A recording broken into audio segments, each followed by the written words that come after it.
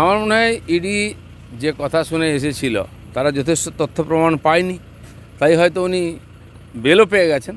কিন্তু তাদের সন্দেহ আছে যে কিছু গণ্ডগোল আছে, তারা আবার তদন্ত করছেন।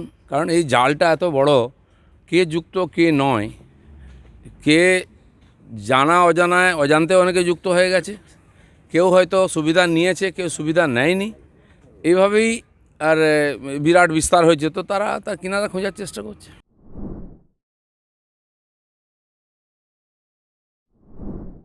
দেখুন, সংহতি যদি মিছিল করতে হয় আগে টিএমসির মধ্যে সংহতি করুন। আর এই যে সংহতির নামে হিন্দু বিরোধীদের একট্টা করা, আমার তো মনে হয় না কোনো হিন্দু এই সংহতি মিছিলে যাবে। যার শরীরে কমপক্ষে হিন্দুর রক্ত আছে সে রামের বিরুদ্ধে যাবে না। কিছু হারামখোর যাবে, যারা টিএমসির উচ্ছিষ্ট ভোজী, তারা এই করে খাচ্ছে আর দাপিয়ে বেড়াচ্ছে, এই যত অপরাধের সঙ্গে যুক্ত সেই ধরনের কিছু লোক যাবে। আর যারা সিএ হওয়ার পরে, পার্লামেন্টে পাশ হওয়ার পরে সারা পশ্চিমবাংলায় আগুন লাগিয়েছিল, ট্রেন বাস জ্বালিয়েছিল, স্টেশন জ্বালিয়েছিল, রেললাইন উপড়ে ফেলেছিল, সেই সমস্ত রাষ্ট্রবিরোধীদের নিয়ে এখানে আর মিছিল হবে রামের বিরুদ্ধে।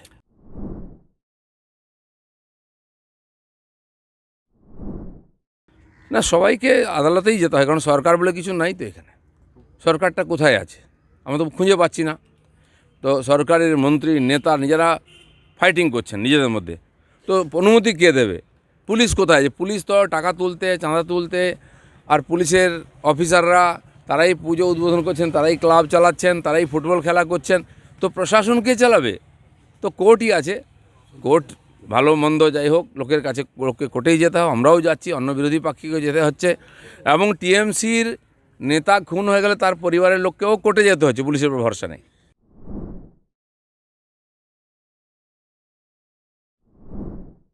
আদালত বলুন বা মাননীয় রাজ্যপাল, এই দুটি স্তম্ভ আমাদের কাছে সবচেয়ে ভরসার। মানুষ ঝামেলায় পড়লে, সমস্যায় পড়লে পুলিশের কাছে যায় না, আদালতে যায়, আর না হলে গভর্নরের কাছে যায়। রাজনৈতিক পার্টিগুলোও গভর্নরের কাছে যাচ্ছে, কারণ আর কারোর কাছে কোনো আশা নেই। তো সেই জন্য আর বারবার তারা কানমলা দিচ্ছেন, কেউ ভালোভাবে চিঠি লিখে মনে করে দিচ্ছেন সরকারকে রাজধর্ম বা তাদের দায়িত্ব। কিন্তু সরকার আছেটা কোথায়? সে তো কমাতে চলে গেছে। সেজন্য কোনো ন্যায় পাওয়ার সুযোগ নেই। এ ধরনের প্রতিনিয়ত ঘটছে। কোর্টে যাচ্ছেন, কোর্ট থাপ্পড় মারছে, কানমলা দিচ্ছে সরকারকে, দুদিন পরে ভুলে যাচ্ছে আবার। বেহায়া নির্লজ্জিতদের কিছু হয় না, এদের রাজনীতি করার কোনো অধিকার নেই।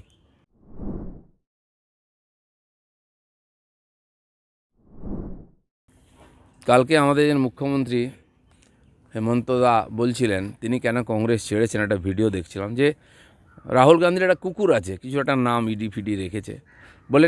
তার বাড়িতে গেলে রাহুল গান্ধী আমাদের সঙ্গে খেতেন না, সামনে বিস্কুট দিয়ে তো কুকুরটা খেত আর আমরা খেতাম। তো তাদের স্ট্যাটাস কুকুরের অনেক উঁচু।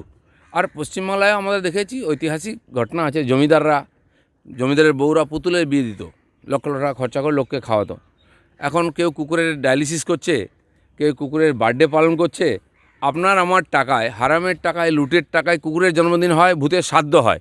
গরিব মানুষ বাড়ি পায় না, গরিব মানুষ গ্যাস পায় না, গরিব মানুষ শৌচালয় পায় না, কৃষক সম্মান নিধি পায় না, সেই টাকায় আর কুকুরের জন্মদিন পালন হয়। আর এরকম লোকেরা যারা দাপিয়ে বেড়াচ্ছে, লুট করে রয়েছে, তারাই ফুর্তি করে।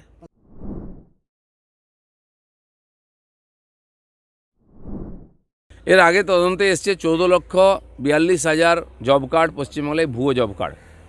হয় তার কোনো মালিক নেই, আর নাহলে যার নামে কার্ড তার কাছে নেই। এই 14,42,000 লোকের 100 দিনের কাজের টাকা, কাজ হচ্ছে, টাকা উঠছে, আর বছর বছর ধরে এই টাকা কে খেয়েছে, কোথায় গেছে? জব কার্ড তো ভুয়ো আছে, আরও বেরোবে, কিন্তু এর টাকা কে খেয়েছে এটাও বার করার দরকার আছে, এর তদন্ত দরকার আছে। এই যে গাড়ি বাড়ি ফুটানি, কুকুরের জন্মদিন, এইসব লুটের টাকাই হচ্ছে।